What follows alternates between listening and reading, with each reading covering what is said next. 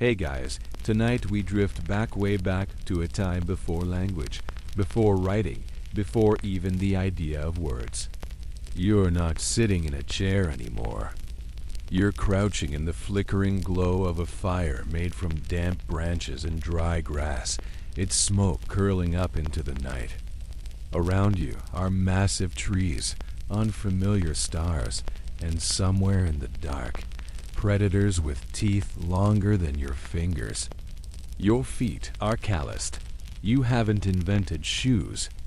Your only outfit is a scratchy fur hide that smells vaguely like wet dog and campfire. And it's always either too cold or too hot. Welcome to the Paleolithic, where everything is hungry. Nothing is refrigerated. And yes, you probably won't survive this. So, before you get comfortable, take a moment to like the video and subscribe, but only if you genuinely enjoy what I do here. Also, drop a comment with your location and what time it is where you are. I love seeing how far this tribe stretches. Now, dim the lights, maybe turn on a fan for that soft background hum, and let's ease into tonight's journey together. The sky is going black now. Your tribe settles around the fire. There's no speaking, because speaking hasn't been invented yet. There's only the sound of twigs popping, someone sniffing, someone sneezing, someone scratching themselves too loudly. You don't have a name, not in the way we understand it. Maybe you're the one with fast legs, or the one who climbed the rock. If someone wants your attention, they grunt like a confused piglet and point directly at your face. Still, you feel stories moving around you. The fire has that way of drawing memory to the surface, like when a smell today yanks. You straight back to your grandmother's kitchen. One of the elders across from you leans in, eyes wide. He lifts a burnt stick. He draws in the dirt. A long swoop. A dot. A mark that sort of looks like a bison if you squint and tilt your head. You don't understand, not like understanding a sentence. But you get it. You've seen that shape before. It's the creature that almost gored you last week. And just like that, with a single line in the sand, the elder tells a story. A story you already know, but needed to relive again. That's the magic of this moment. No one speaks, but somehow, everyone is remembering the same thing. The moment the beast charged, the spear that broke, the scream, the mad dash, and the hilarious tumble your cousin did when he slipped on mammoth dung. He's sitting beside you now, eyes narrowed. He knows you're thinking about it. He knows you're laughing silently, through your nose. Firelight flickers across painted faces, hair tangled like birds' nests. There's no toothbrushes, no deodorant, but there's rhythm here. A shared ritual, the flick of fingers, the widening of eyes, the lean in when something important is about to happen, even if that important thing is just a reenactment of someone falling flat on their butt. The stars overhead shimmer like they're trying to wink at you. There's no word for constellation, but your tribe definitely has ideas about those shapes. Maybe they're gods. Maybe they're animals. Maybe they're glowing ancestors keeping score of who gets the biggest mammoth slice. The elder who drew in the dirt now begins to move. He picks up a stick. He walks in a circle around the fire, dragging one foot behind him like he's injured. His face is twisted into a grimace that even in silence screams pain. This is the tale of the hunt, the one where the spear didn't go in right, and he had to drag himself through thorns while wolves circled nearby. You lean in. You remember that night. You remember the blood, the limp, the way he smelled like iron for days. And now here he is, showing it again, but with enough exaggeration that it becomes a kind of performance. It's serious, but also it's kind of funny. Especially when he imitates the part where your uncle mistook a tree stump for a bear and wet himself just a little. Someone throws a stone playfully. The tribe snickers. The elder bows, winded, and flops down beside a log. Story told. Memory shared. No words necessary. The fire crackles. As the fire dims and the smoke thickens, the circle huddles closer. There will be more gestures. More drawn shapes. Someone might even pull out a chunk of red ochre and smear a symbol onto a flat rock. There is no dictionary.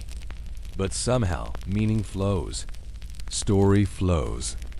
And you, sitting cross-legged with aching knees and dirt under your nails, are part of it.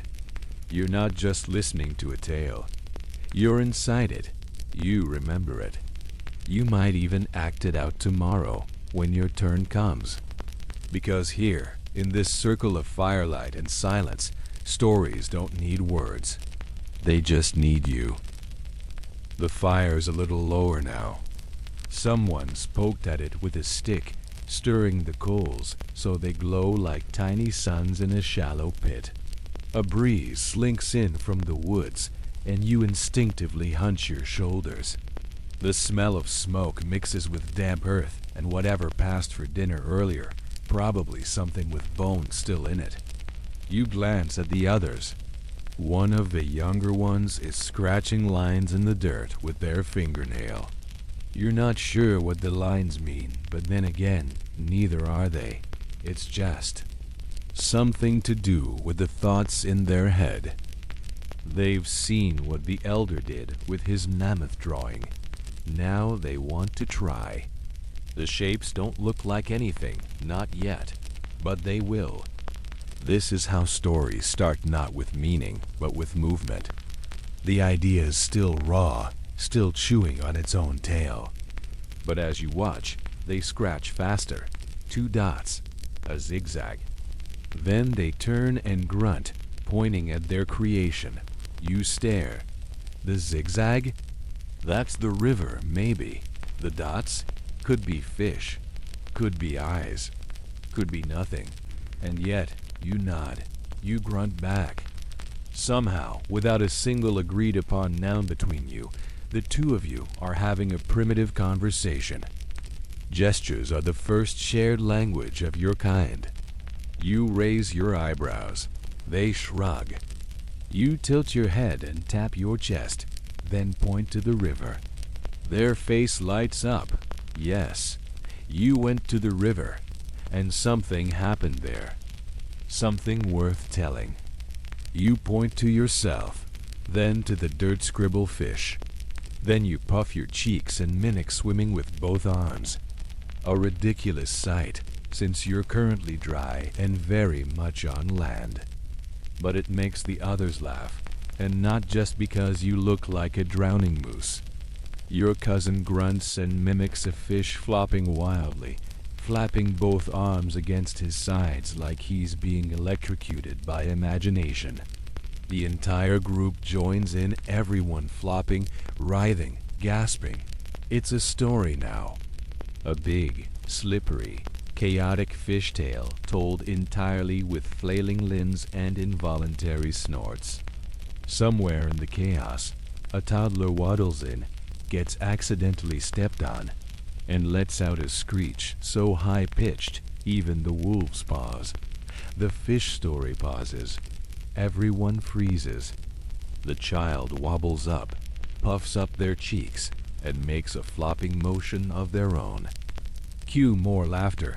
You hold your ribs. You can't breathe. This is the good stuff. But buried beneath the chuckles and silliness is something more serious. You all just co-created a memory, a shared event. Maybe it didn't happen exactly like that, but now it feels like it did. And if you do go fishing tomorrow, you can bet someone will start flopping around again. Not every grunt and finger wiggle is a life or death message. Sometimes it's just fun. Like when you mimicked the elder tripping over a root last week and nearly got a mammoth bone chucked at your head. Gesture becomes pattern. Pattern becomes ritual. And ritual? That's the seed of story. You remember earlier today when someone spotted a jaguar's paw print by the stream. No one screamed. No one said, "Danger." You all just looked at each other, eyes wide, shoulders tense. One hand motioned toward the tree. Another pointed at the sky. You all knew what it meant. We go back, quietly, now. And so you did. You moved as one silent, efficient, afraid. You communicated everything you needed to without a single syllable. That's the thing with gestures. They don't just say things. They show you feel them. There's no room for lying. When someone raises their eyebrows and slaps their own thigh in fake surprise, you know they're telling a tall tale. When someone clenches their fists and bares their teeth without sound, you know they're furious.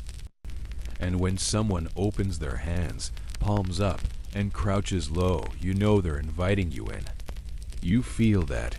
Everyone does.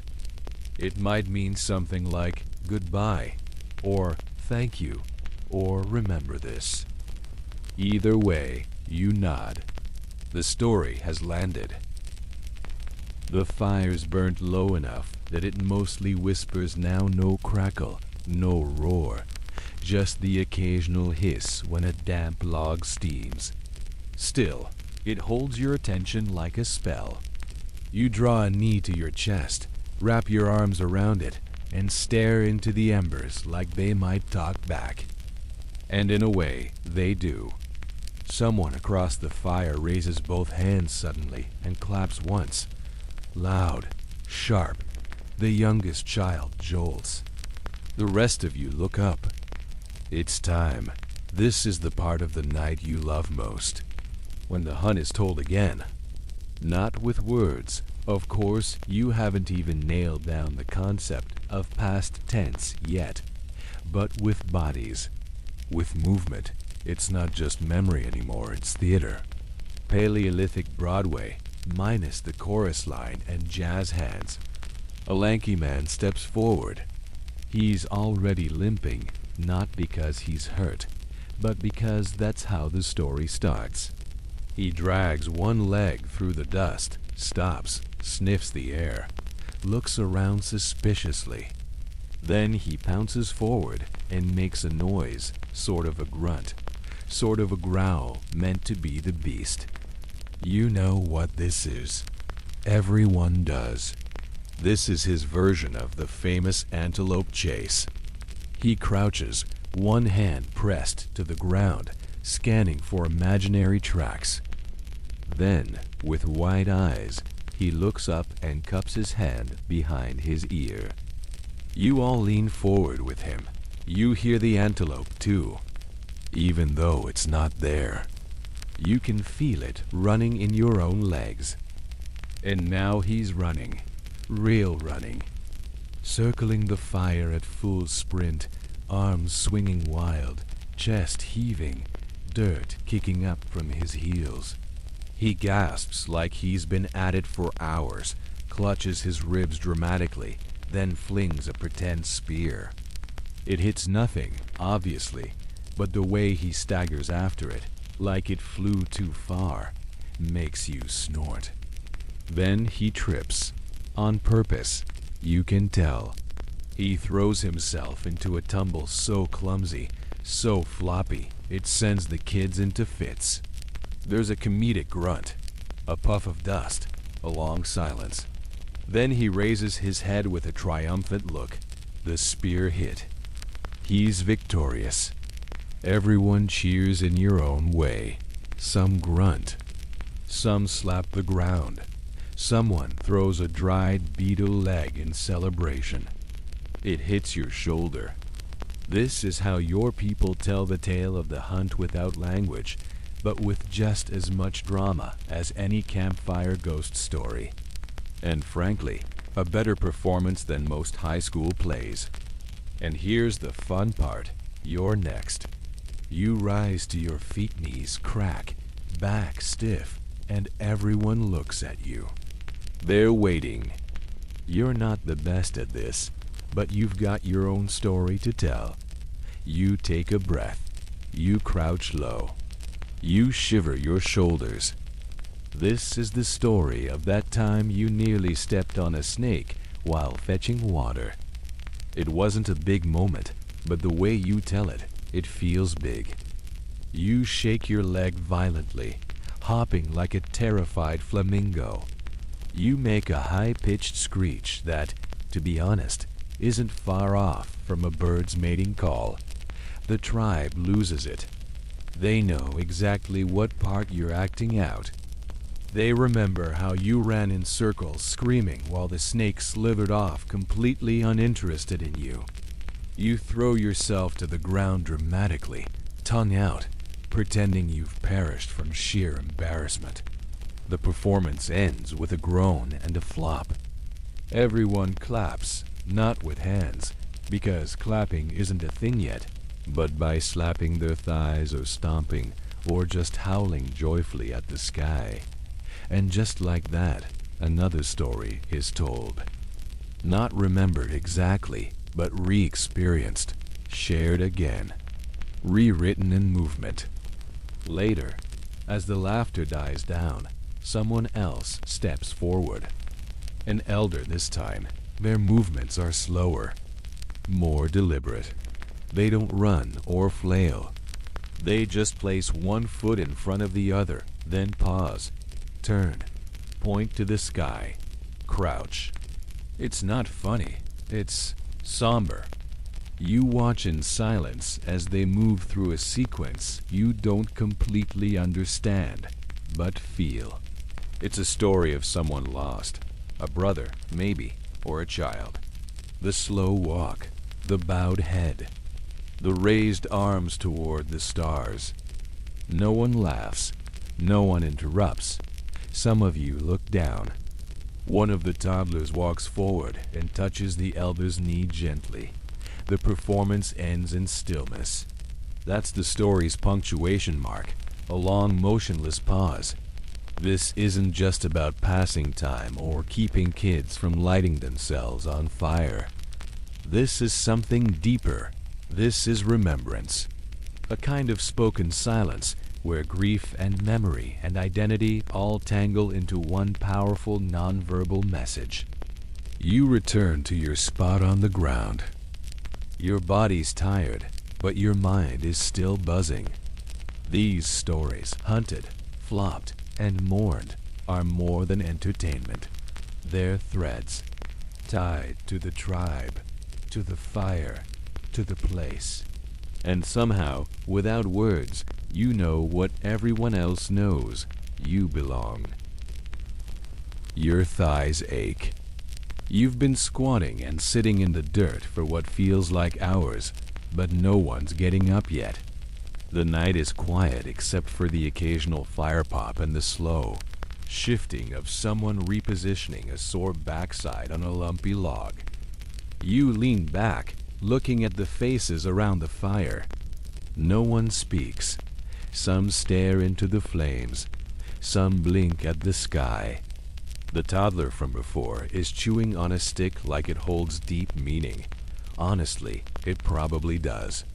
The faces around the fire begin to shift against slow smiles, closed eyes, head swaying gently like reeds. Now it's not about gestures anymore. It's about feeling the same feeling. Together, with no vocabulary, no labels. Just shared sound, like holding hands through your vocal cords. Your body vibrates with the collective hum. It feels warm, familiar, safe. And then, just as slowly as it began, the sound fades. The fire crackles, as if to say, "That's enough for now." Someone's already lying down, curled into themselves like a question mark. You'll sleep soon, too. You wake slowly, not fully, just enough to shift positions. Your shoulder's been pressed into a root for what feels like 1,000 years. The fire is barely alive now, just a sullen red glow in the ash. Around you, the others are scattered. Like logs themselves, some snoring softly, some twitching as they dream. You sit up for a moment. Rub your eyes. Scratch something that's probably not supposed to itch. And then you see it. A figure squatting near the edge of the fire circle, tracing lines in the soot dot. It's not the elder. Not the hunter. Not the tall woman with the hands. Like birds dot, it's a child. Small. Maybe 6 winters old, if that. Their hair's sticking up in every direction, and their face is streaked with ash and mud. But their fingers? Focused, intent, drawing something slow, repetitive, and very deliberate. You crawl closer, quietly. You're not trying to scare them. You're just curious. They don't look up, but they know you're there. The picture they're making. It's not very good, by modern standards. You wouldn't put it on your fridge, but it's familiar. You tilt your head and realize it's the shape of the big river winding past the cliffs. And there, that circle must be the berry bush. And those dots, maybe people, maybe animals. Maybe both. There are no letters, no captions, just symbols. But you get it. You point to one of the dots and raise your eyebrows. The child nods solemnly, then adds a stick figure with spiky hair. It's clearly you. You try not to be offended by how inaccurate it is. This is storytelling without words, a primitive nap, a memory, a kind of proto-illustrated diary. Mainstream archaeologists agree that symbolic drawing, like cave art and dirt maps, often predates written language by tens of thousands of years. These weren't just scribbles, they were records. Shared memory banks. The child reaches for a half-burnt stick and starts darkening a circle in the corner. You don't know what it means yet, but you're invested now. You lean in. You want to know the ending. There's a theory that these early symbolic stories weren't meant to be read in the way we think of reading today. Instead, they were remembered through tracing. The act of making the lines was the storytelling. You weren't just looking at a picture, you were reliving the moment by drawing it out again. Fringe researchers have even proposed that these dirt and ash drawings were sometimes erased intentionally, not because they were meaningless, but because the memory was too personal to leave behind. A sacred secret drawn, shared, and then scattered. Historians still argue whether these drawings were communicative or meditative. Were they meant for others to see? Or were they a way of thinking through something in private, like doodling with purpose? You watch as the child finishes their creation, leans back, and stares at it. Then, slowly, they take their hand and smear the whole thing with a single swipe. Gone. Like a wave wiping a footprint from the shore. They stand up, stretch, yawn in your face like a tiny mammoth, and walk off into the dark to find a warmer patch of fur to sleep in. You sit back and let the silence settle around you again. That moment, watching the map unfold and then vanish, feels oddly profound, like you witnessed something sacred. Or at the very least, real. Your own fingers itch. You reach down and draw a quick circle in the dust. You don't know what it means. Maybe it's the fire. Maybe it's your tribe. Maybe it's a way of saying, this moment happened. You add a dot dot, then another dot, then you rub it all out and chuckle to yourself. Maybe the joke is that none of it lasts. Maybe the joke is that it doesn't need to dot in the distance. Something howls. Probably a wolf. You make a mental note to pee closer to camp next time. You lie back down on your patch of dirt and close your eyes. But your brain won't shut up just yet. It replays the gestures, the stories, the mimicry, the hum. The child's drawing. It feels like a kind of memory library. And you realize that even though no one wrote anything down, the night is full of stories now. Stored in your mind, your body, your laugh muscles, and your itchy shoulder. And tomorrow, when you rise and follow the river, you'll look at that berry bush and remember the dot, the circle, the child, the way the whole picture was wiped away, and how somehow it still stayed with you. That's the strange power of these early stories. They're not captured in books or stone tablets, but in you. The stories live in the way your body moves, the way you remember without words, the way your tribe tells the same event 6 different ways, all of them true, none of them exact.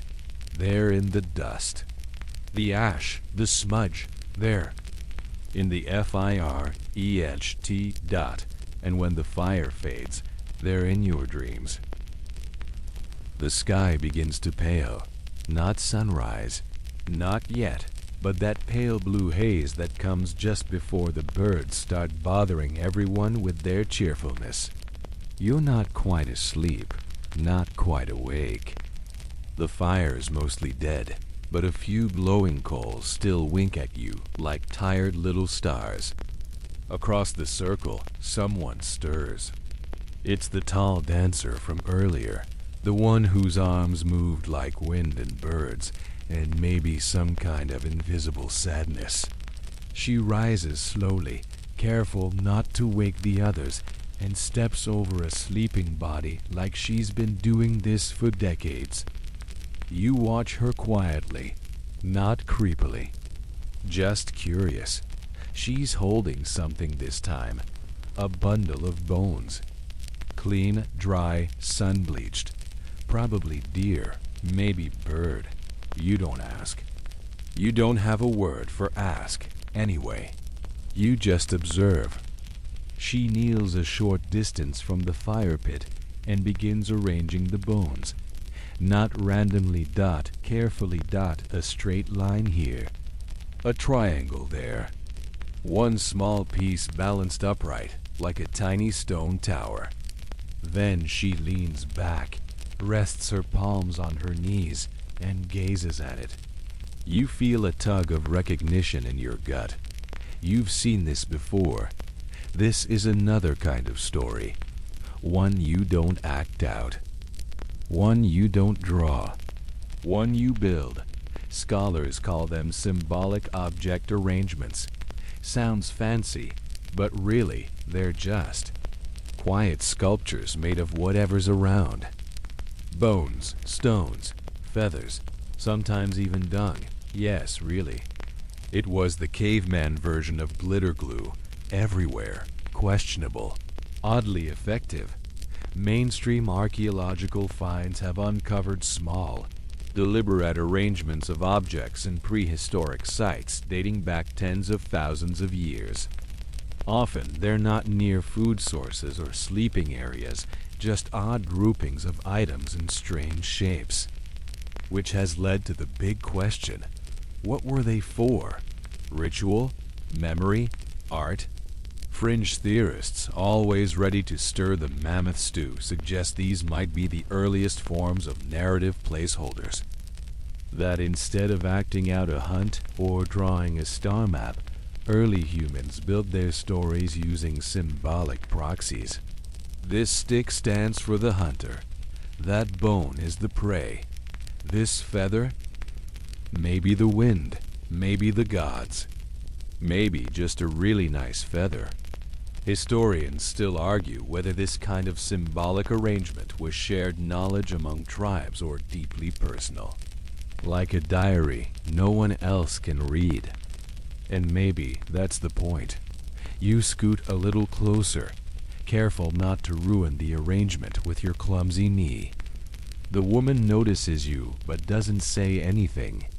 She just shifts slightly so you can see what she's building. It's beautiful and a little eerie. 4 long bones lie in a cross, pointing toward the corners of the earth. In the center, a ring of small pebbles, all the same size. Inside the ring, a single feather and one of her own necklaces, a loop of sinew strung with beetle shells. This isn't random. This is something. You tilt your head. She mirrors you. Then she points gently at the circle, then at her own chest, then at the sky. You don't have the words, but you get it. Something about life, or death, or cycles, or memory. Or all of it. The story is in the arrangement. And this is where it gets fascinating. You remember last winter when someone else tried to build a similar bone circle. But they didn't use stones. They used animal teeth. And they didn't place a feather in the center. They placed a burnt twig. When you asked, "Okay," grunted curiously and pointed like a very nosy raccoon, they just shook their head and smiled. Because the story wasn't yours to know. Some stories weren't meant for performance. Some weren't meant for everyone. Some were just markers. Quiet signs of something remembered, something past, maybe even something sacred. And now, as you watch this particular arrangement settle into its final form, you realize something else. This is storytelling without audience. It's not being performed. It's not being shown. It's being done. This is a story told through ritual. You feel your own fingers itch again. Not to draw, not to gesture, but to place. To mark. You pick up a small stone and set it beside hers. She doesn't stop you. She nods, almost imperceptibly. The sun hasn't risen yet, but the sky is shifting soft pink, sneaking up behind the trees. Soon the others will wake. Soon the day will begin, and the quiet will break. But for now, you sit, together in silence, watching the wind stir the feather gently. It lifts and settles, almost like it's breathing. And even though no one has spoken, even though no one has acted anything out or drawn a single line, the story has been told, a memory has been shared, and you feel full, not of food. You're probably still a little hungry. Always are, but full of knowing, of being part of something big and wordless and old, like the sky, like bones, like stories left behind, even when the people who told them are long gone. By the time the rest of the tribe begins to stir, rubbing eyes, scratching bellies, swatting mosquitoes that never sleep, you're already upright, pacing slowly near the fire. The woman and her bone circle have slipped away like mist, leaving. Only the faint outline in the ash. No one mentions it. No one steps on it. That's the unspoken rule. You don't step on the story. You head down toward the stream, feet slapping against packed earth. The trees whisper above you, and birds finally begin their daily argument over nothing. You reach the bank just as the sun breaks loose from the horizon, casting long golden fingers over the water. And you're not alone. 3 others are there. One sharpening a stone. One chewing something green and suspicious. And one, your cousin again, is doing what can only be described as interpretive dance with an invisible animal. At first, You think he's telling yesterday's hunt again. But no, the way he's crouched, arms extended, palms twitching side to side, it's something else. He's mimicking the deer's movements, not the hunter. The hunted. That's new. You sit down and watch. He moves gracefully. Not quite animal, not quite human. His fingers flick in sudden jerks. His neck twitches. His eyes scan side to side in paranoid bursts. He's embodying fear. The freeze then bolt rhythm of prey. The exact twitch of muscle just before flight. You can feel your own pulse quicken. It's eerie, vivid, familiar, and weirdly respectful. He's not mocking the deer. He's becoming it. Mainstream researchers have long debated whether early humans used mimicry to understand animal behavior or simply as entertainment. But some anthropologists believe this may have been a primitive form of empathy. By imitating the prey, the tribe might have developed a deeper understanding of movement, timing, and even emotional cues, what we'd call stepping into someone else's shoes, except the shoes here are hooves and the someone else is dinner. Fringe interpretations go further. They propose that early humans might have ritualized this mimicry to honor the animals, a kind of pre-religious gesture, not just we ate you, but we saw you, we learned from you. We thank you. Historians still argue whether this kind of behavior is a precursor to theater, spiritual practice, or both. But sitting here, watching your cousin skitter like a nervous fawn and then freeze mid-step, you realize it doesn't matter. It feels sacred. He ends the performance with a slow head turn, a flick of the ear, and then a sudden bound forward into a perfect leap, splashing directly into the stream with all the grace of a falling tree. You burst out laughing. So does everyone else. The spell is broken. The sacred becomes ridiculous again. Balance is restored. Later, as the morning settles into routine gathering, sorting, muttering over who stole whose squirrel meat, you find yourself mimicking a different moment. Just a glance. A tilt of your head. A sideways mouth twitch. Someone notices. They copy it. Now it's a game. Suddenly, 5 of you are repeating the same exaggerated movement, each time with more flair. It's a silent version of telephone. And like most games of telephone, it's getting dumber and funnier by the second. A twitch becomes a shoulder shimmy. A shoulder shimmy becomes a full body wiggle. Now someone's upside down. Someone else is pretending to be a boulder. You are, for reasons unclear, acting like a fish who is also deeply disappointed in their career choices. But underneath, the laughter is a strange realization.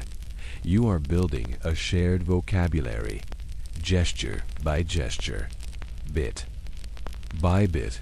The movement has pattern, rhythm, meaning that only you and your little group understand. You've just invented an inside joke without ever inventing the word joke.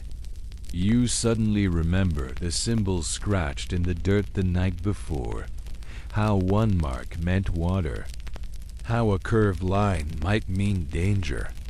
This game isn't so different. You're assigning meaning to motion, refining the grammar of your body's dot. And yes, that sounds pretentious when you say it out loud in your head, but it's true. You wonder, if you did these same gestures tomorrow, would they still mean the same thing?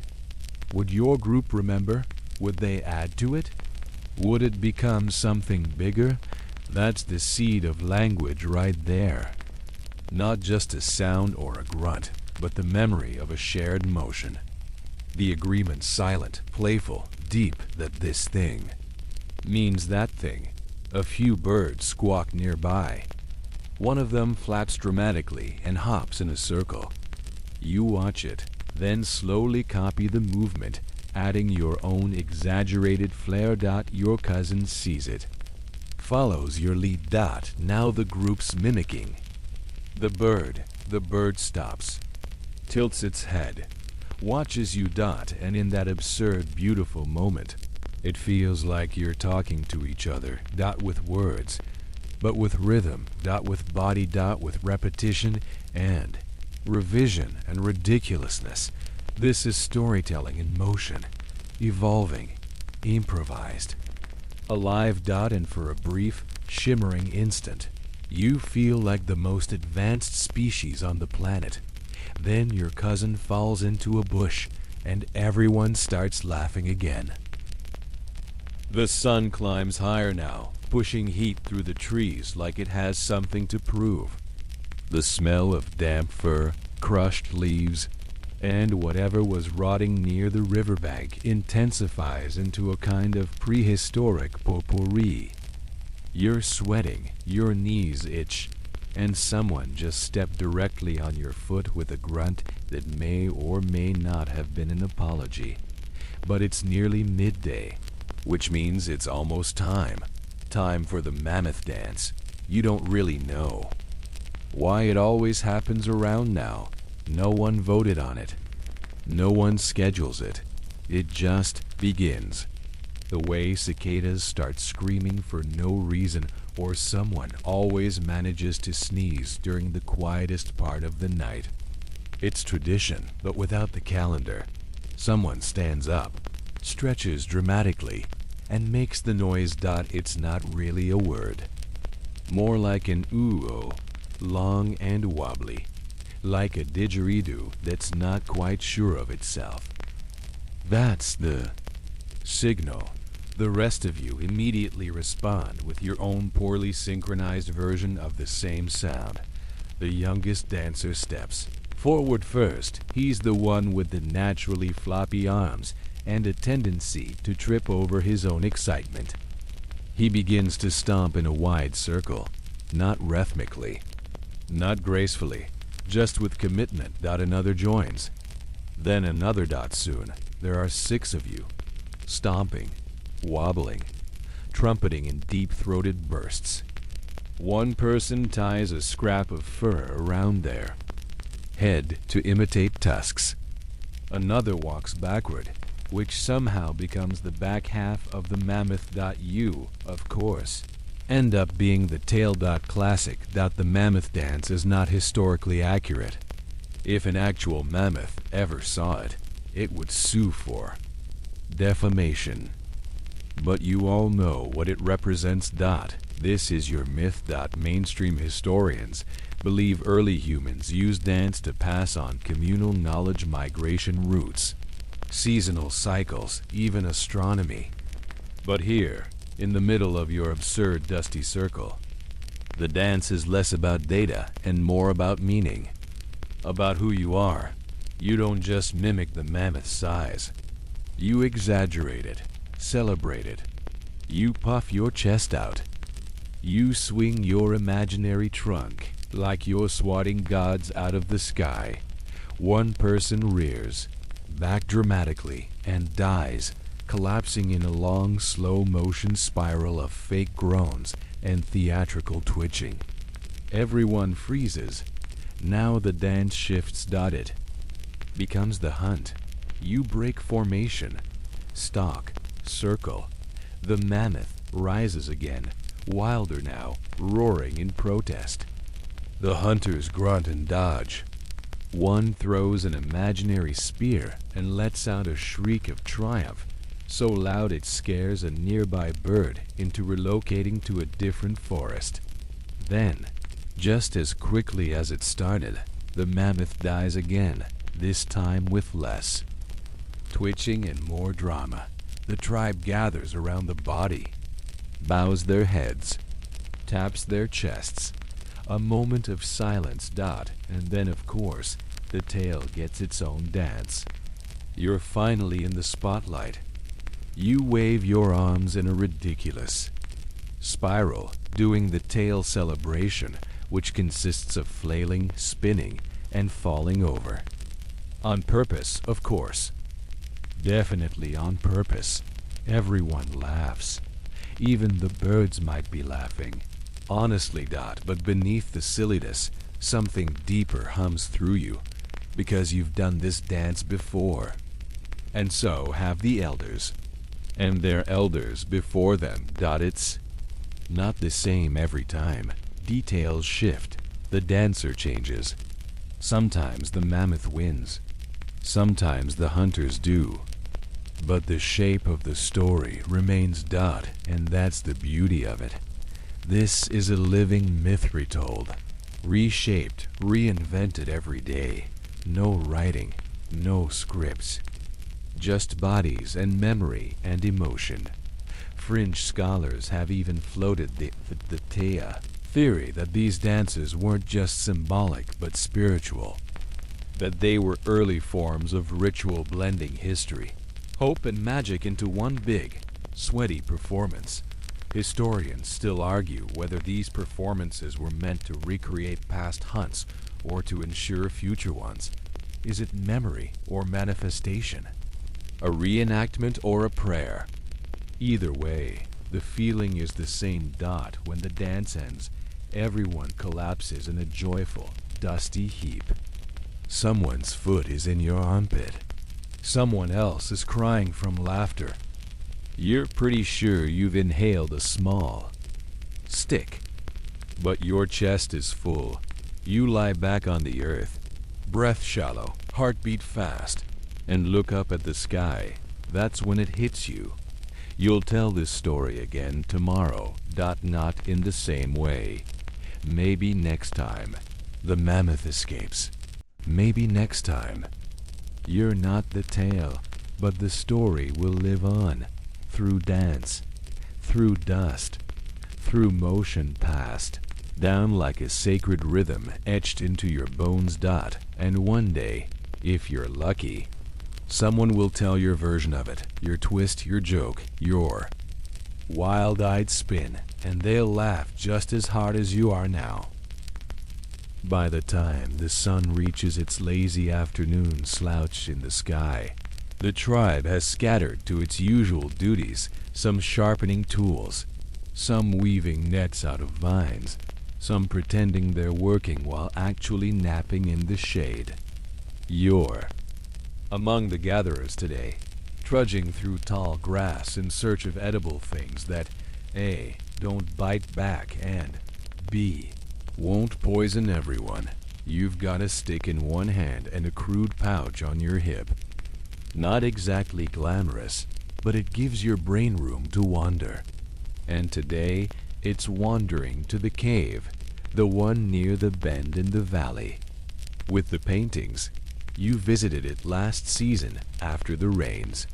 The elders don't talk about it much, but everyone knows it's important.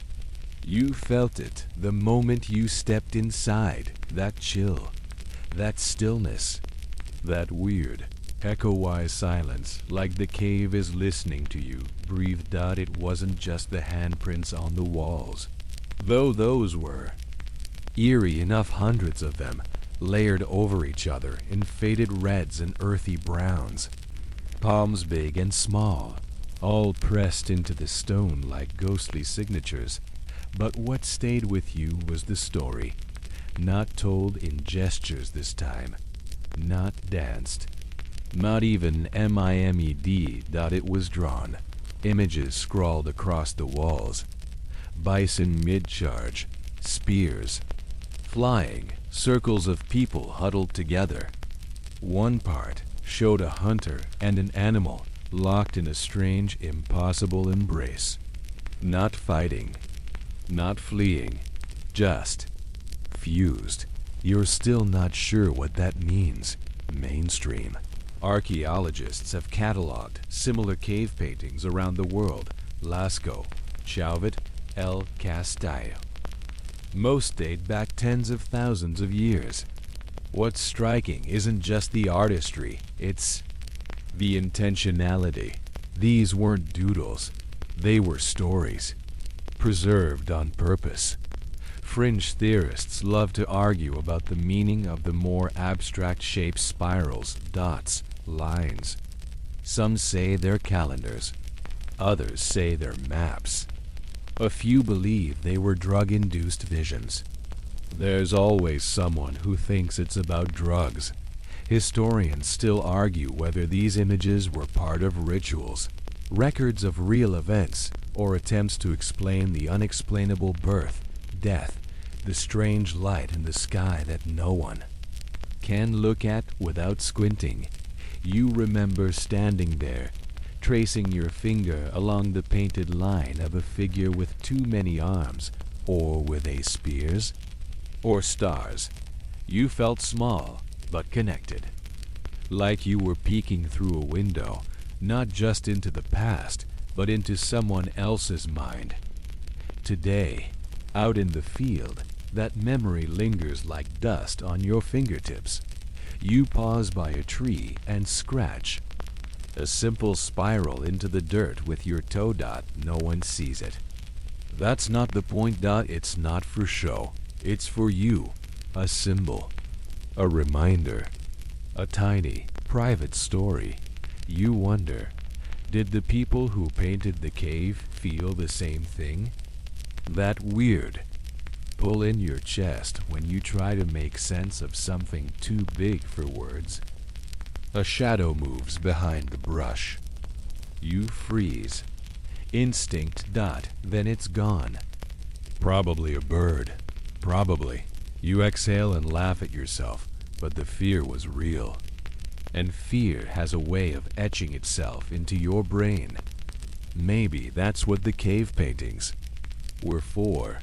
Not just to tell others what happened, but to remind yourself that it did dot to say, I was here, I saw this, I lived. Back in camp, later that night, someone mentions the cave. Just a grunt and a hand sign, thumb pressed to temple, 2 fingers arched toward the sky. Everyone nods. Even the kids dot. The stories from the cave are special. You don't reenact them. You don't mock them. You remember them. They're not part of the mammoth dance. They're not told with silly spears and flailing limbs. They're whispered into the stone in color and line and silence. And tonight, you'll dream of going back, not to copy the stories, but to add your own. One more palm on the wall. One more curl of ochre across the stone. One more story waiting in the dark. You dream of the cave that night dot, not the real one, the cold, damp stone tucked under the valley wall, but a dream version, bigger, endless, the kind of cave that feels like it was hollowed out by something older than time dot in the dream. The walls glow faintly, the paintings move, the bison runs, the hunter breathes. The spirals pulse like slow, steady heartbeats. You reach out to touch a handprint, and just before your fingers graze the stone, you wake up, your eyes open to firelight. Again, dot real, this time, crackling, familiar, someone's poking the coals. Not rebuilding the fire, just keeping it alive. Like the stories dot. You sit up. Your back aches. Your mouth tastes like dry bark. But you're thinking about the dream. And about that feeling, that pull. The same one that's been growing inside. You for days now. Maybe longer dot. So when the sun climbs once more and the camp begins to stretch and grunt and mumble through its usual routine, you slip away dot. No one stops you. No one asks where you're going. Not because they don't care, but because they know. You're going to the cave. The walk is long, and the sun is unkind. Your feet crunch over brittle leaves, past the stream, over the ridge. Your legs burn, your water skin sloshes. There's a spider web directly across the path that slaps you in the face like nature's own. Welcome, Matt. But when you reach the entrance, you feel it again. That hush. That breath. That invitation. You duck inside. It's cool. Immediately. Still. The kind of stillness that makes your own breath sound loud. You don't light a fire. You don't need to. You know the path. You follow the curve of the wall, fingers brushing stone until you reach the heart of the chamber. The paintings are still there. Even in the dim, your eyes adjust. You can make out the shapes, the arcs, the beasts, the bodies, the marks that don't look like anything, but somehow mean everything. You sit, cross-legged, palms on the stone floor. You breathe, then you take out the pouch. It's not much. A few small lumps of charcoal, a stone flake with a sharp edge, and a chunk of ochre wrapped in bark. No one taught you how to do this, but somehow, you press your fingers into the day. Ochre, grind it against the wall until it leaves a streak. It smells like iron and dust and something ancient. You smear it into a curve, then a line, then a dot, then another. You don't try to draw the mammoth, or the deer, or the sun. You draw what you feel. You draw the dream, a spiral, a shape that might be a fire, or a hand, or an eye. A long line that breaks and then reconnects, like something lost and found again. You're not trying to impress anyone. You're trying to remember. Because one day, someone else will come into this cave. Maybe from your tribe. Maybe long after. Maybe they'll see what you drew and feel something stir in them. And maybe they won't know why. But they'll know it meant something. Mainstream. Experts say these paintings were created with rudimentary tools, chewed sticks, hollow bones used like primitive airbrushes, fingers dipped in pigment. But what matters more than how is why. Some believe they marked important events. Others say they were maps. A few suggest they were simply practice, a way to pass time and hone craft. But historians still argue whether the act of painting itself was the story. That the process, not just the product, was the point. You lean back, your new mark still fresh, and smile. You didn't say a word, but you told a story. A quiet one, a private one. A story only the stone will remember. And as you rise, brushing ochre dust from your palms, you whisper not with your mouth, but with your body. I was here. And that's enough. By the time you return to camp, the sun is lowering like a tired head. Shadows stretch across the clearing, long and sleepy. The smells of smoke and moss and someone overcooking root vegetables blend into that oddly comforting caveman dinner. Aroma. You don't say anything. You don't need to. Someone glances up as you arrive, their eyes flicking to your dusty hands, the faint smear of red ochre still on your wrist. They nod once slow, like a bow. You nod back. That's the whole exchange. No words, just knowing. You sit by the fire again. Someone is already mid-performance, acting out what seems to be a story about bees, regret, and bad decision-making. You get the gist from the amount of hopping and swatting. Everyone's howling. Then, just as the laughter dies down, a new shape joins the circle. It's the elder. The same one who told the story with her eyes and hands in silence days ago. Her presence alone is enough to hush the crowd. She doesn't raise her arms this time. She crouches, She picks up a stick and she draws. Right there in the dust between you all, she begins to sketch a line. Then a second, a curve. Two marks beside each other. You lean in dot, it's a spiral. You know that shape, but the way she draws it, slowly, deliberately, with her eyes never leaving the dirt, it's different. Almost reverent dot. Then she adds a single handprint beside it, pressed firmly into the soil, held for a breath, then released. You look up and meet her gaze. She knows. You don't know how, but she does. She saw your painting. Or maybe she dreamed it, or heard about it through the tribe's quiet grapevine. Of gesture and glance.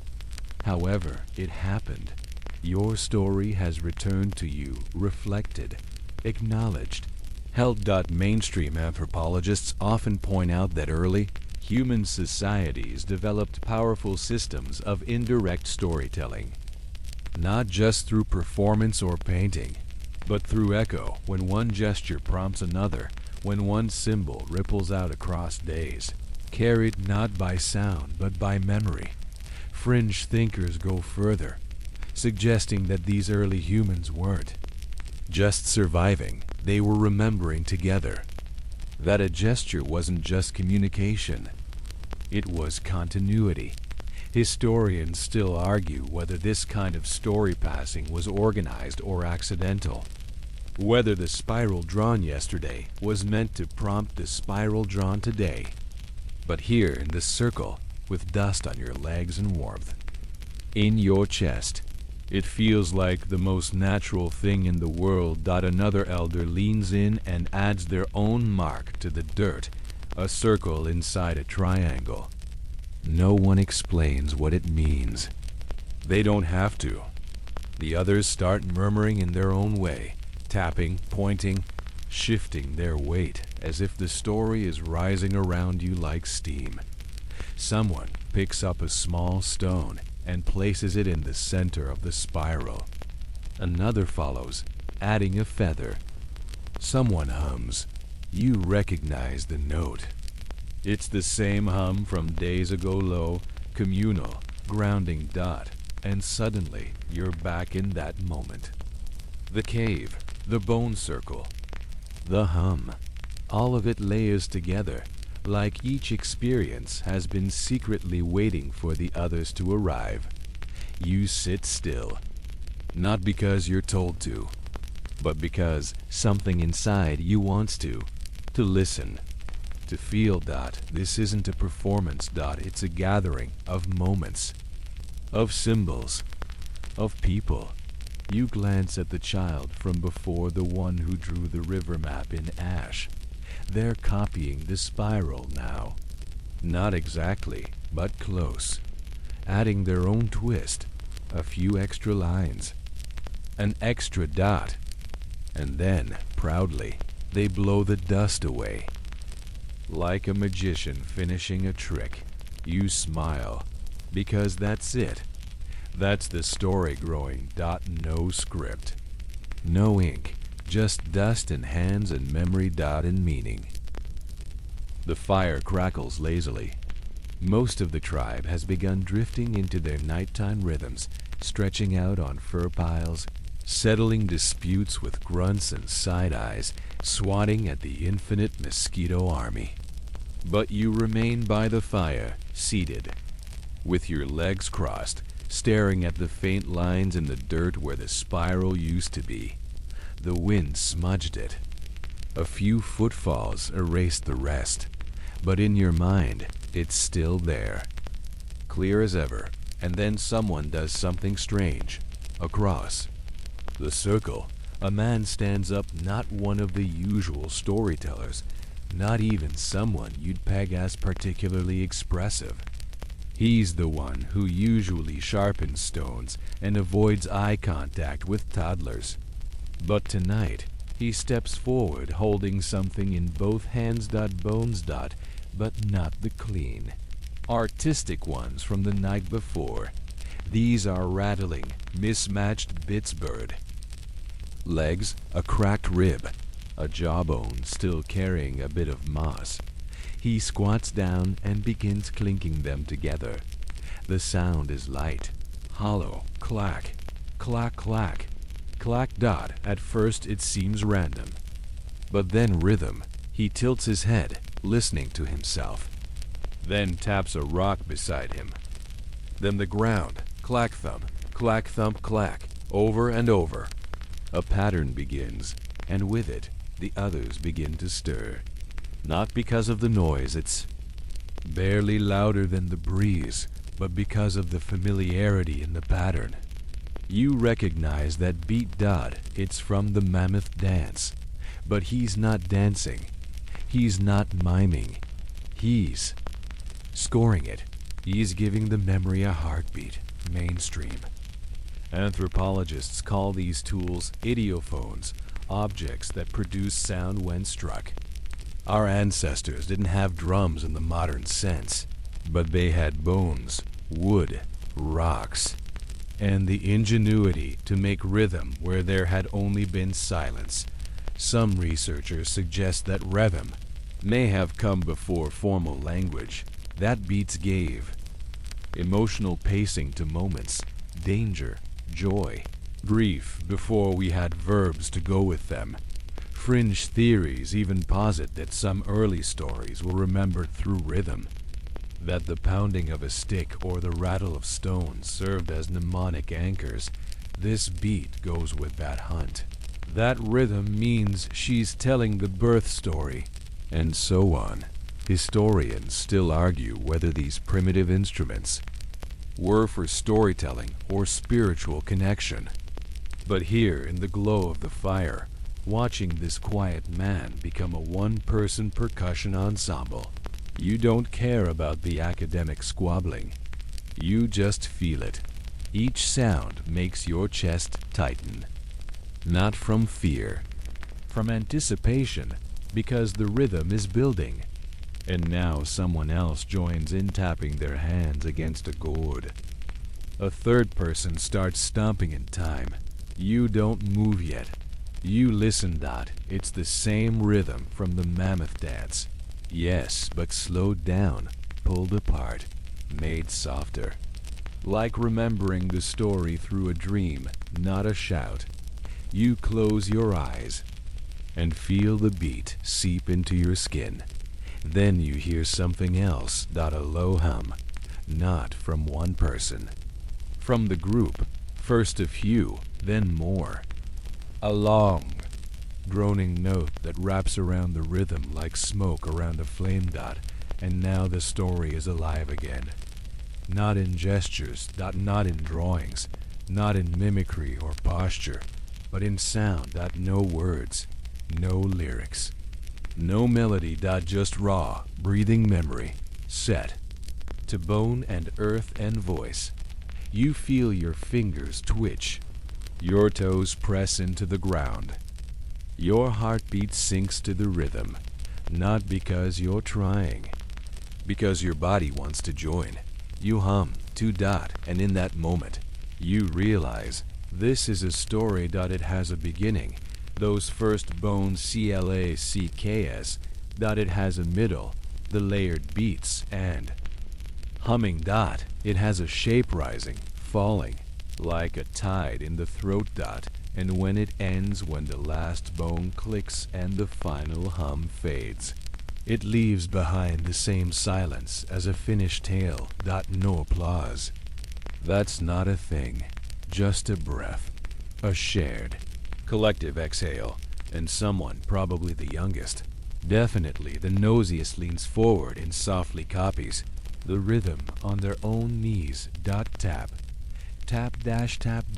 Just a little, just enough to say, I heard it, and maybe tomorrow they'll build on it, add to it. Tell their own version.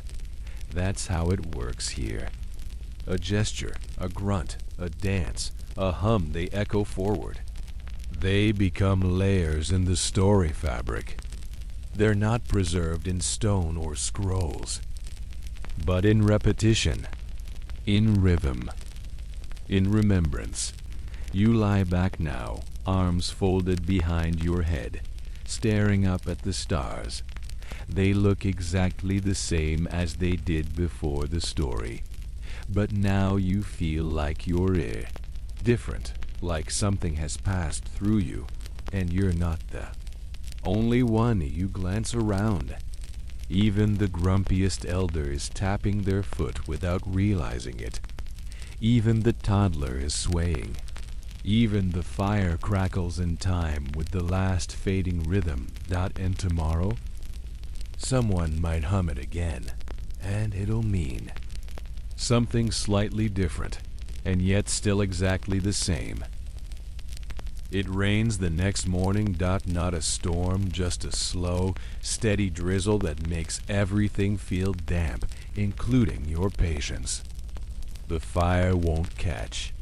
Your fur wrap smells worse than usual, and stepping outside the shelter means your feet immediately sink into mud so thick it should qualify as a vin de Johannes recreational trap. But you're still smiling, because someone has decided that today's the perfect day to tell the story, the one everyone loves, the one that never gets old. The one with the bear. Now. It's important to understand, this isn't just any bear story. This is the bear story, passed down from elder to elder, acted out so many times it has fan-favorite moments, alternate endings, and a wildly inconsistent number of participants depending on who's telling it. This time, it's being told by a woman with sharp eyes and an even sharper sense of comedic timing. She starts slow, no sound, just a pantomime of walking through the woods, wide-eyed, innocent, carrying what we all recognize as the foraging pouch of doom. She pauses, looks up, sniffs the air. You lean in, and then the face, eyes bug out, mouth gapes, hands flail. She's seen the bear. The tribe erupts into delighted chuckles. She begins to run, not just a normal run.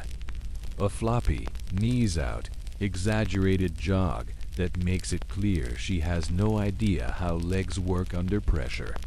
She slips on purpose, obviously, and rolls into the mud with such dramatic flair she deserves prehistoric award season recognition. A toddler mimics her shriek. Someone else pretends to be the bear, grunting and lumbering in slow, hilarious circles. And there it is, the moment where the bear trips on a root and flies headfirst into a bush. The crowd loses it.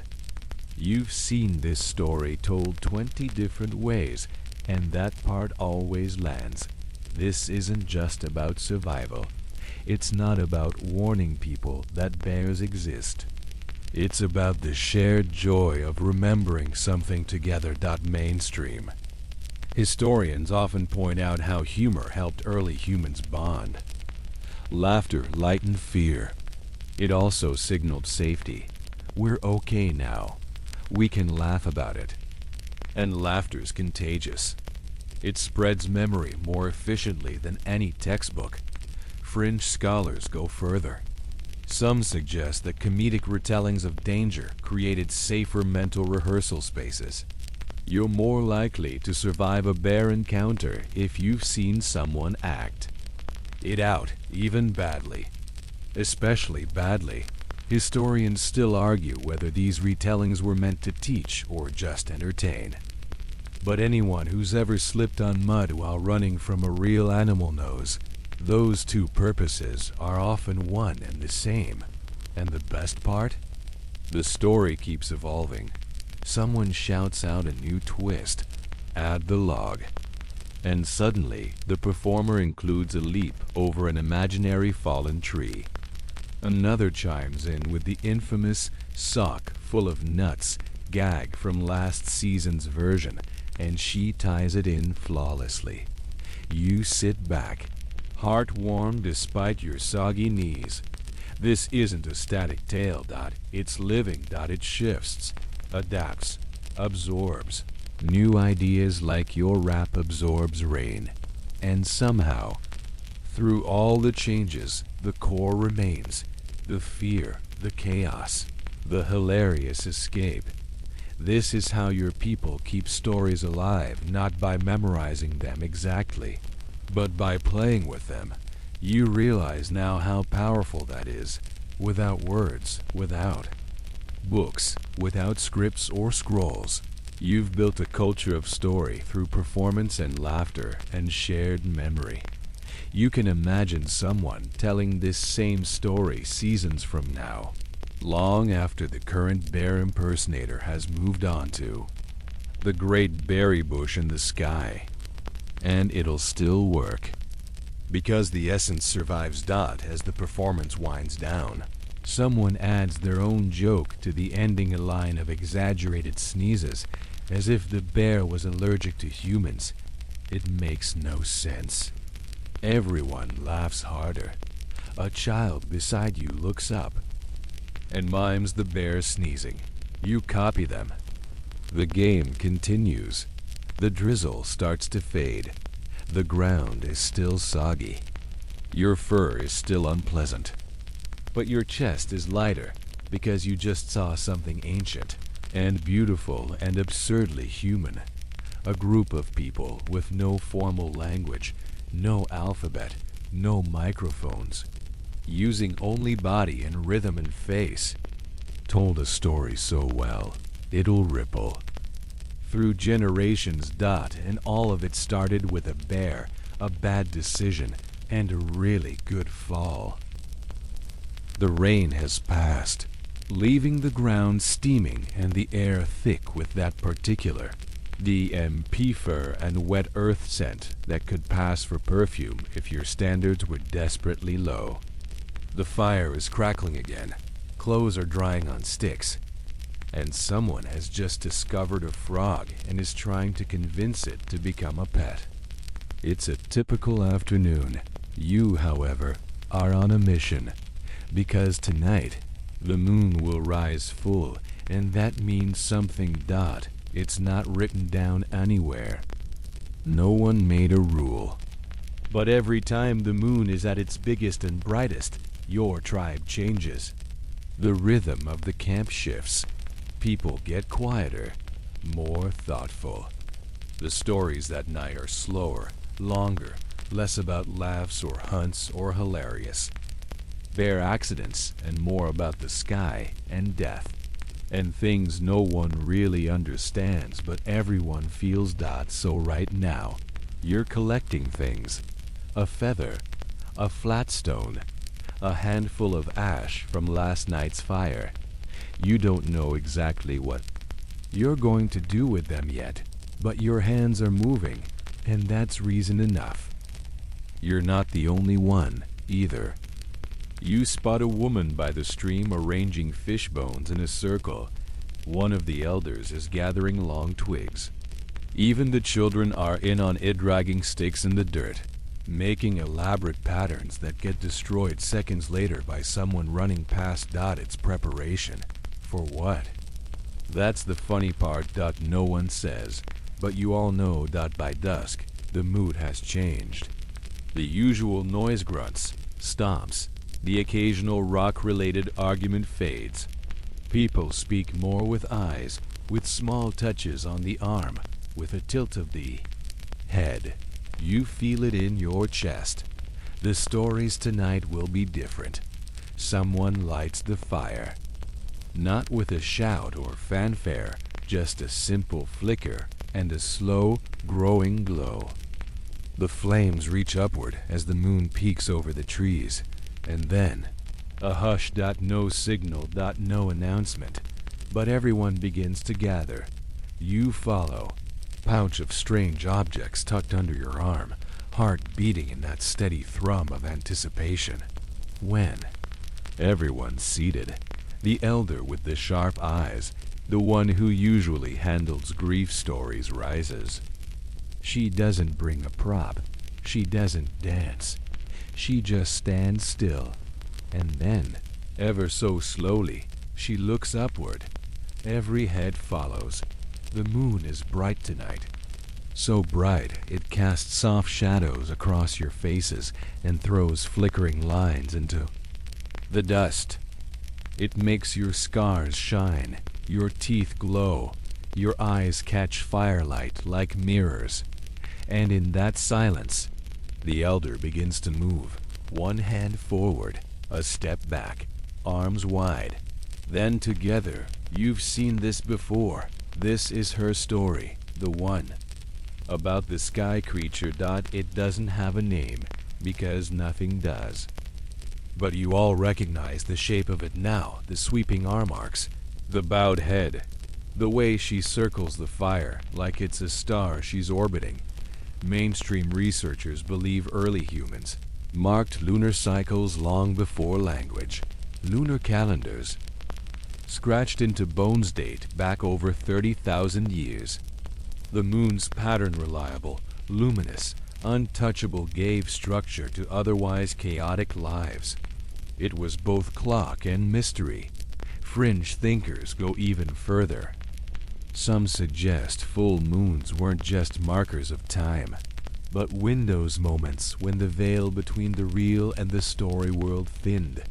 A time for the big tailies, the quiet ones, the kind that settle deep and echo for years. Historians still argue whether these nighttime rituals were religious, astronomical, or psychological. But as the elder lifts her arms and mimics pulling something unseen down from the sky, you don't feel academic. You feel small. And held. The performance ends with her laying both hands flat on the ground, as if anchoring herself, as if saying, "We are still here." Then she returns to her seat, and the fire does that thing where it pops at just the right moment. Like punctuation. No one speaks, but someone else rises. It's the woman from the stream. She brings her fishbone circle and places it near the fire, gently, like it's alive. Then she taps the center with one finger. Once, twice. The sound barely registers, but the meaning that lands. You watch her circle the fire once and sit. Then it's your turn. You don't wait for an invitation. There isn't one. You walk forward, your pouch in hand, and slowly remove each object. The feather you place standing in the dirt. The flat stone you set beside the circle of ash. You sit next to them, press your palm to the ground, and leave it there. And you tell your story in stillness, because tonight isn't about action or humor. Tonight is about presence. About memory. About saying the things you don't have words for. You don't know if your story is understood the way you intend, but someone across the fire nods. Someone else adds a small shell beside your stone, and someone else hums just once. The circle breathes, and you exhale, because you've spoken without words, and you've been heard. The moon climbs higher, pulling shadows across the camp like a slow tide of silver.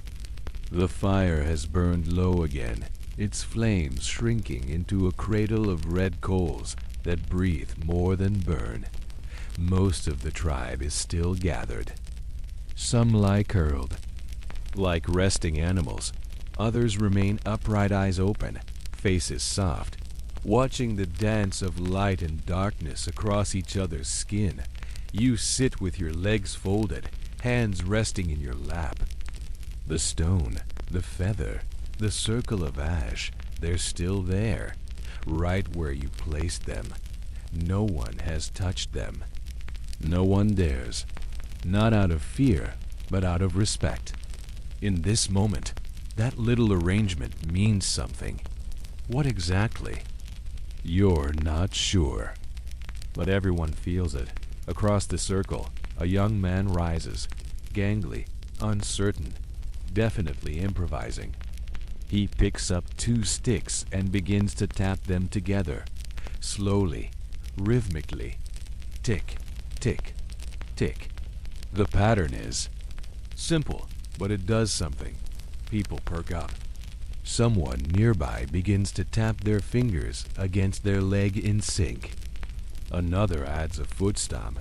The story begins, not with a character or a plot, but with a pulse. And then, without warning, he begins to move, not dancing, not M-I-M-I-N-G, not just walking, circling the fire, tapping the sticks as he goes. Then he pauses, lifts one stick toward the sky, and points at the moon. Everyone follows. Then he draws a jagged shape in the air lightning, maybe. A mountain, a crack, you don't know. But your chest tightens anyway. He mimics falling, not a person, something else. He's the sky breaking, splintering, crashing down. He drops to one knee, bows his head, and then slowly, reverently presses. One of his sticks into the ash beside your feather, Dot. It stands there, silent, casting a long, thin shadow. And in that moment, the feather and stick are no longer just objects. They are characters. A scholar today might call them stand-in symbols. In a ritual. Fringe anthropologists might say this is proto-theater, the birth of metaphor. A few even suggest these nighttime. Rituals were the root of myth-making, abstract truths passed on through shape and symbol, not sentence. Historians still argue whether these were deliberate performances or spontaneous expressions of feeling. But right now, sitting in a firelit circle with ash between your toes and moonlight in your eyes, you know one thing for certain. This is story. Not the kind that lives in books, but the kind that moves through body, through rhythm, through gesture. Lean forward, fascinated, as the man continues.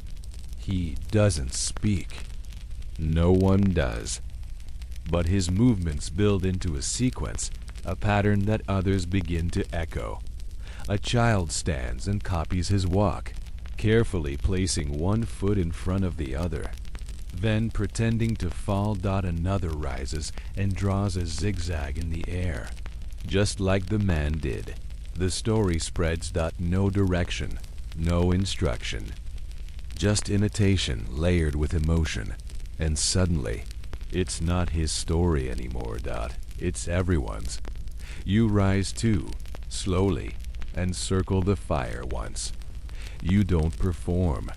You don't try to impress. You simply walk the beat and look at the others, each one participating in a silent, collaborative narrative that none of you could have invented alone.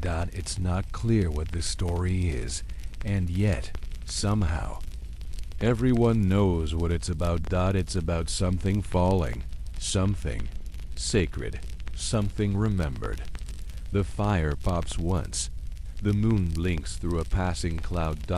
And then the circle stills. Everyone lowers to the ground again, like waves settling after a long breath. No one claps. No one needs to.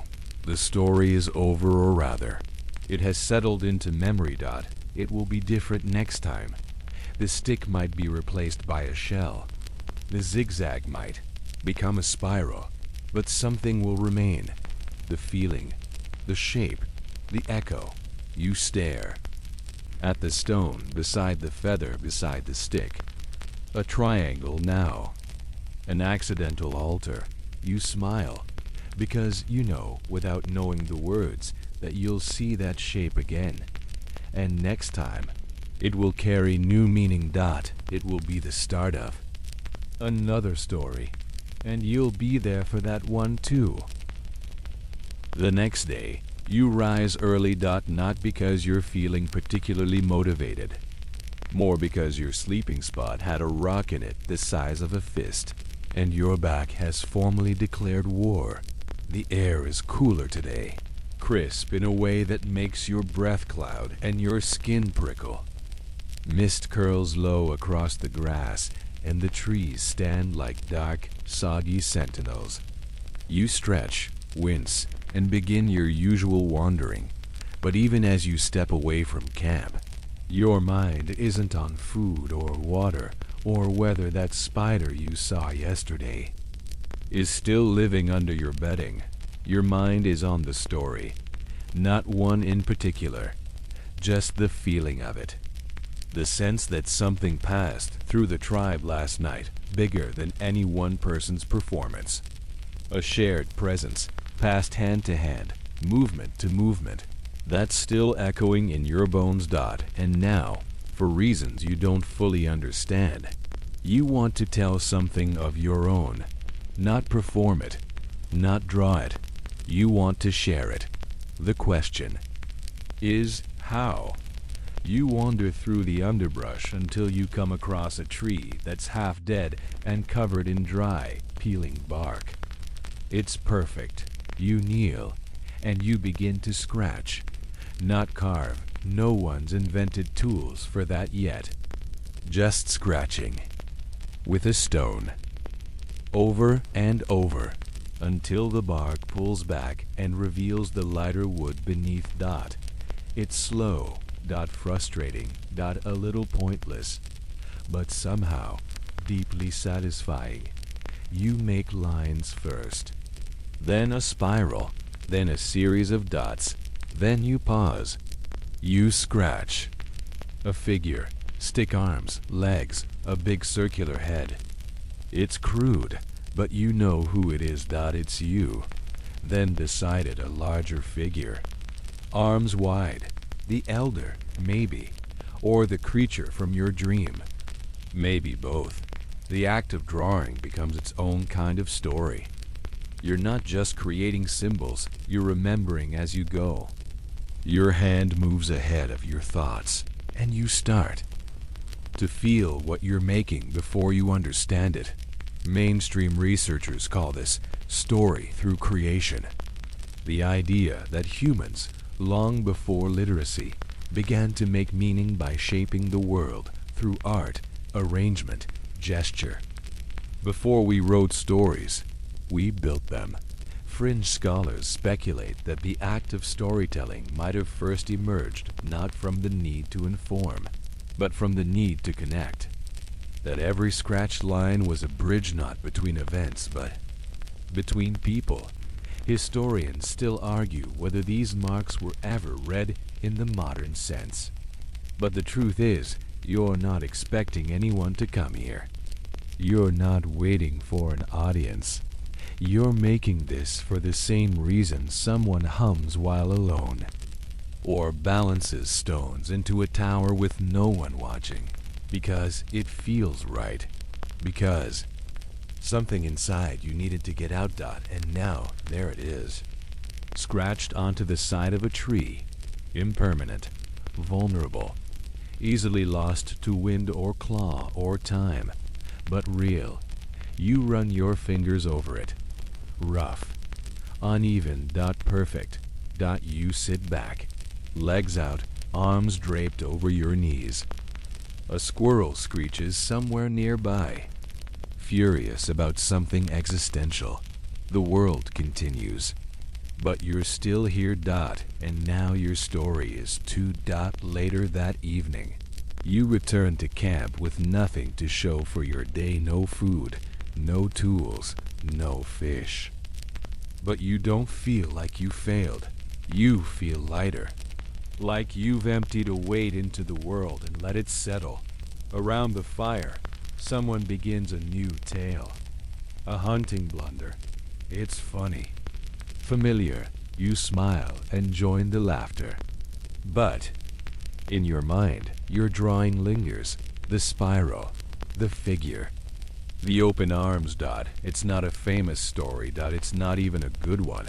But it's yours. And one day, someone might find it. They won't know your name, but they'll know you were here. The weather shifts again. By morning, the sky is bruised with dark clouds, and the wind has picked up, whistling through trees and flapping anything not tied down. Birds wheel high above the clearing, unsettled. You tighten your fur around your shoulders and glance at the others. Everyone feels it. A storm is coming. And in your tribe, that means it's time for that kind of story. Not the funny kind. Not the proud kind. The big kind. The ones about fire falling from the sky, dot about rivers rising too. Fast dot about the time lightning struck the old tree and the ground. Shook for 3 days dot the stories no one fully understands, but everyone believes. They come out on days like this, when the air feels heavier, like it's pressing against your ribs. When the wind hisses secrets and the clouds grumble like a sleepy beast. You stay close to camp, gathering firewood while you still can. Everyone moves with quiet urgency, patching the shelters, checking the food stash, avoiding eye contact with. The sky dot by afternoon. Someone lights the fire early. The sky's gone from gray to nearly black. Thunder rumbles far off, slow and deep, like the earth clearing its throat. The fire crackles weakly, but it's enough dot the tribe gathers without.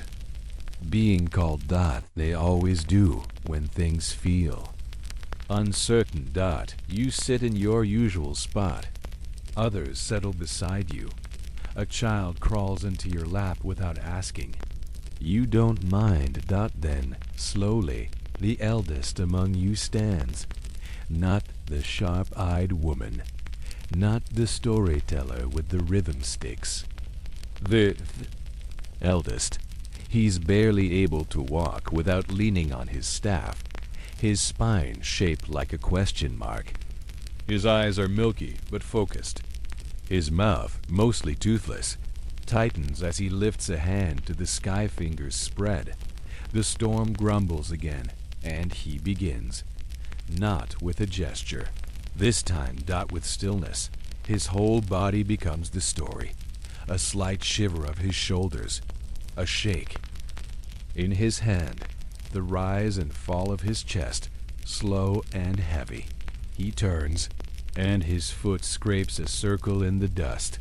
A spiral dot always the spiral. Then he points. Straight up dot the thunder answers. You feel your heart race, not from fear, from memory. The story he's telling isn't one you know exactly. It's one you felt. The night the sky cracked open.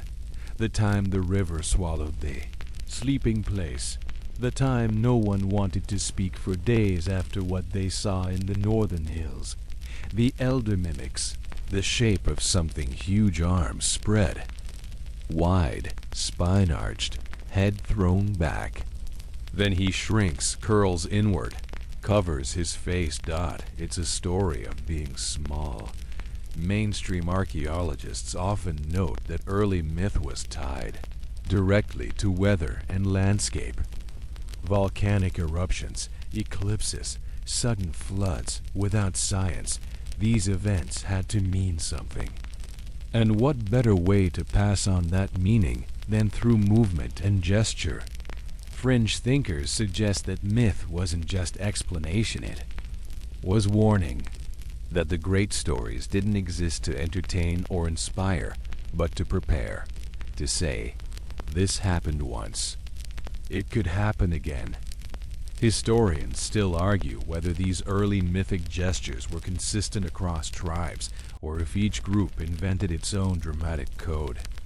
But you've watched other bands from the valley perform similar movements. You've seen the spiral, the upward point, the arms folded inward. Some truths feel universal, even when no words exist for them. Dot, as the elder finishes, he falls to his knees, not in weakness. In conclusion, his hands press into the earth. His forehead follows. Everyone is silent. Even the fire crackles a little more quietly. Then, slowly, others mimic him. One by one, Hands press into dirt. Foreheads follow. You do it too. It's not a rule. It's not even a decision. It's a response. To the story. To the sky. To the way your bones remember something older than memory. And as your head touches the ground, you feel the vibration. Low. Distant. Thunder. Again, like a drumbeat beneath the world. You lift your head slowly. The elder has returned to his place. He is breathing hard, but his face is calm. He's done what he came to do. And just like that, the circle breaks. People begin to prepare again, gathering tools, pulling hides over sleeping spots, making small, efficient motions. But something is different now. There's no panic. No fear. The story reminded you, this has happened before. You survived. You can survive again. That's what these big stories do. They anchor you. They don't fix the storm, but they hold you still while the Tanmenju. They don't fix the storm, but they hold you still while the Fide. Wind howls. They are not instructions. They are reassurance that the world may shake, but you are not alone in it. The storm doesn't arrive all at once. It creeps in, like a story told in whispers. The wind starts snapping leaves off branches. The fire dies with a hiss. The sky turns the color of old bruises. And then finally, it begins. Rain. Not a drizzle this time. A proper, pounding, sideways torrent that soaks fur in seconds and makes the ground slurp around your ankles like it's trying to eat your feet. Most of the tribe huddles under the shelters. You're crammed in with 5 others, one of whom is either chewing on bark or trying to invent a new kind of flute with their nose. It's unclear. Outside, the sky flashes.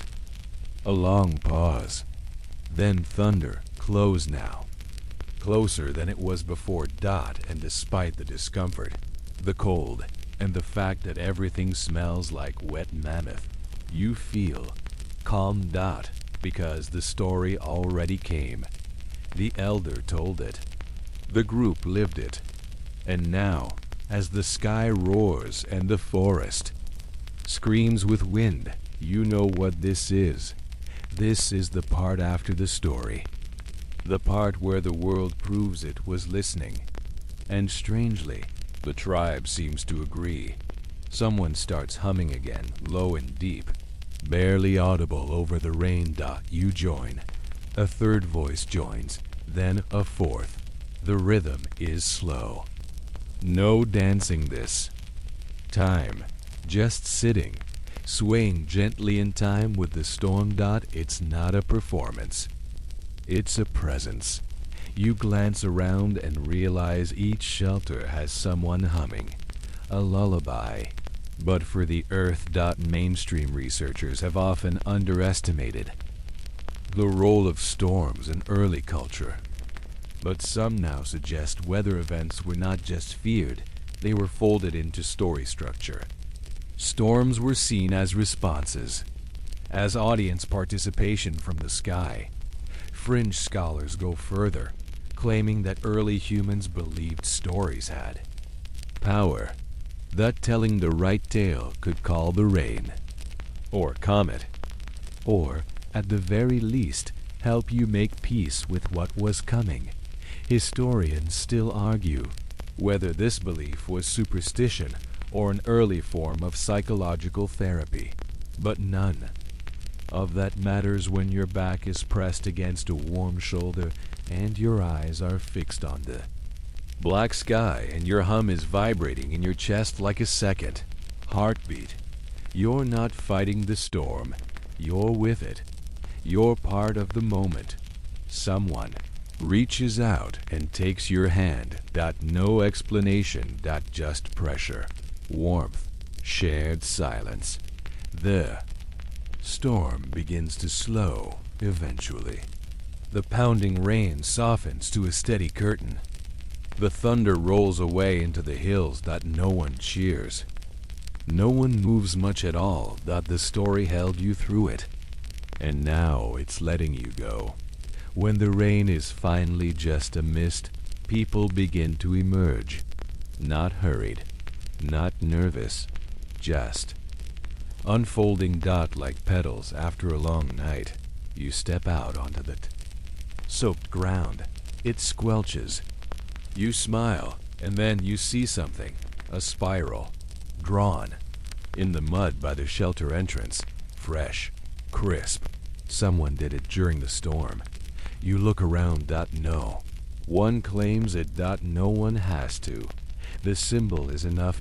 A continuation. A reminder. A sentence spoken in shape. You squat beside it and add your own touch. A simple dot at the center. A reply. Someone else adds a line beneath. Another adds a curled shape beside it. And just like that, the storm is already becoming story. Even as it ends, it's being remembered. This is how it always goes. The sky speaks. You listen. You respond not with words, but with rhythm, shape, movement, silence. And together, those become memory. Memory becomes myth. And myth becomes you. The tribe. The pulse in the center of everything. The fire may have gone out, but the story hasn't. It's still glowing. Inside you. The ground is still wet the next morning, but the sun pushes through like it's trying to apologize for all the drama. Patches of steam rise lazily from the soil, and every leaf glistens like it just woke up from a long nap. You stretch under. A sky scrub it clean. Shoulders stiff but heart light. The tribe moves slowly today, like a group that's just lived through something. Not afraid, not hurried. Just quiet, thoughtful. You wander back to the spiral. It's still there. Slightly smudged, but visible. The dot you added has softened. The line beside it now traced by tiny animal prints. Someone or something walked over your story. You don't mind. That's what stories are for. They're meant to be touched, altered, remembered, then re-remembered. You kneel beside the spiral and add one final mark.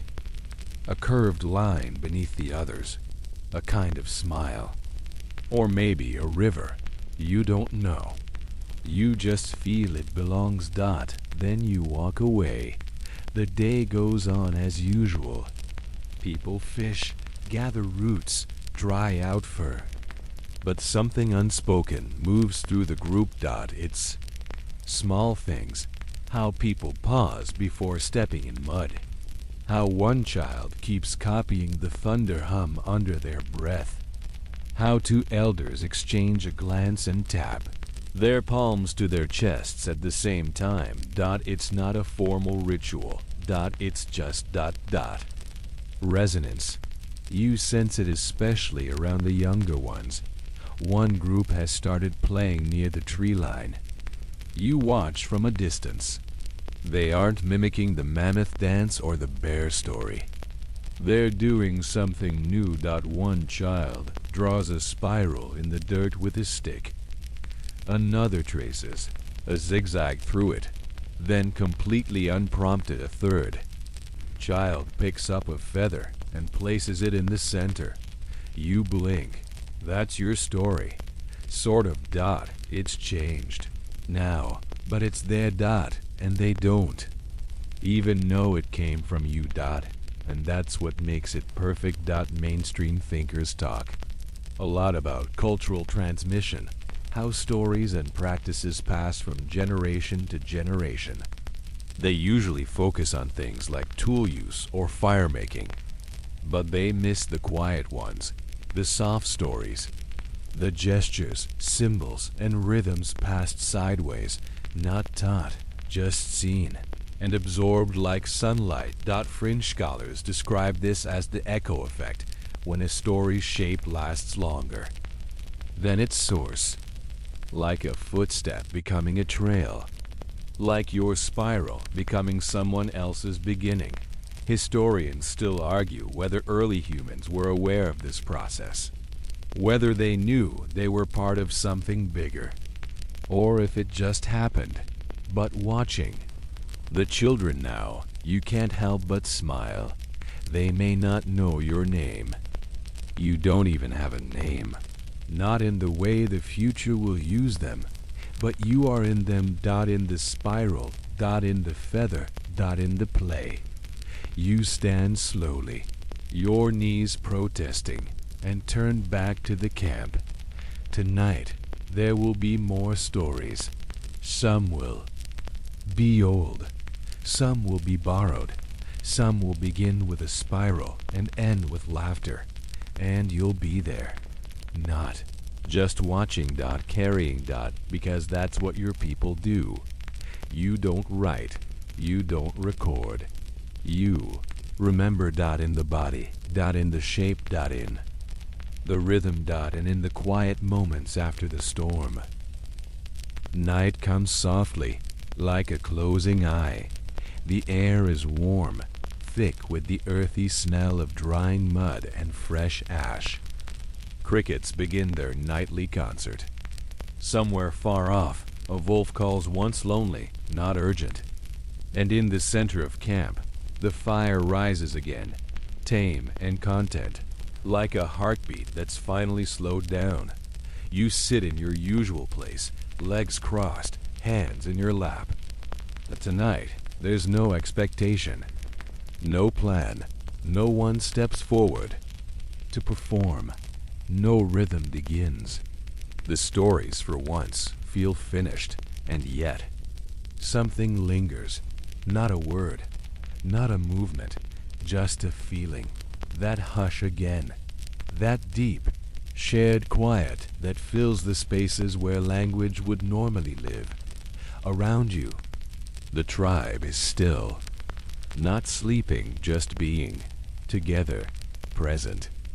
You feel your breath fall in rhythm with theirs, and you realize this is the story, this moment, this circle, this breath. Not everything has to be acted out. Not every memory needs a gesture or a line in the dirt or a hum in the throat. Sometimes the story is told by the fact that you are still here, that you survived, that you listened, that you remembered. Mainstream scholars would struggle to categorize this. There's no movement, no artifact, no symbol. Just a roomful of ancient humans sitting by a fire, not speaking. But fringe thinkers might call this the narrative pause, the space between stories that is its own story. A story made not of events, but of connection, of stillness. Historians still argue whether anything ever really ends in a culture without writing. After all, how do you mark the final page if there never was a first? But you understand something they don't. You know that when the story is done, the body lets go, the eyes soften, the shoulders drop. And the quiet arrives. Not heavy. Safe. Your fingers find a smooth stone near your foot. Without thinking, you place it gently beside the fire, not as a message, not as a performance, just as a small, silent punctuation mark. Someone sees, smiles, adds their own. The circle breathes again, and slowly, gently, your eyes close. So now, let's slow everything down. You're still by the fire, but it's smaller now, glowing like a sleepy ember, not demanding your attention anymore. The voices have faded.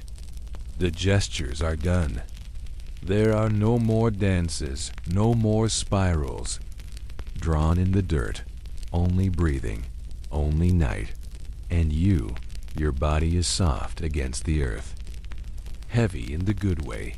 Your limbs have nothing left to do. Your chest rises, falls, steady, slow, like the tide rolling over old footprints dot above. The stars flicker unconcerned, unhurried. The moon has slipped away behind the trees. And around, your people begin to drift into sleep, their shapes curled into furs, into one another, into silence. You don't need to remember every detail of tonight's stories. You don't need to explain the symbols or recreate the rhythm. What matters is that they happened, that you felt them, that they're now part of the quiet. Hum inside you. Stories told without words leave the deepest echoes. They settle into your bones, into your breath, into the space behind your eyes as they flutter shut.